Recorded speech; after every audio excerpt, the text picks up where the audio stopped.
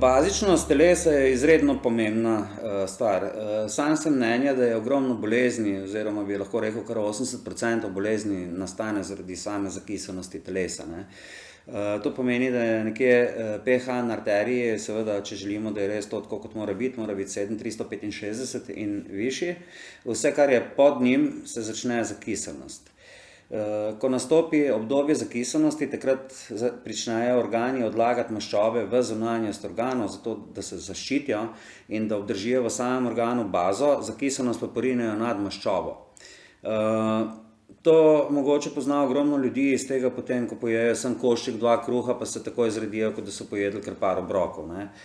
V tem primeru, ne, morajo takšne osebe, jim svetujem, da takoj pričnejo z zdravo hrano, se pravi, da izločijo čim več sladkorja ven iz svojega življenja, bele moke, čim manj sintez, se pravi, čim manj predelane hrane, čim več zelene, bazične hrane, bazične pijače, kot so limona, voda, se pravi, brez sladkorja, in pa ogromno gibanja v naravi in seveda absolutno na prvem mestu pozitivno razmišljanje je prav tisto, ki ustvarja v našem telesu bazo, skrbi pa negativa, žalost, nesreča, nezadovoljstvo in tako naprej, to pa ustvarja kisline, katere nam pH izredno nižajo in seveda posledično lahko zelo hitro pride do kakšnih tvorb, bolezni, tumorjev in tako naprej, ne.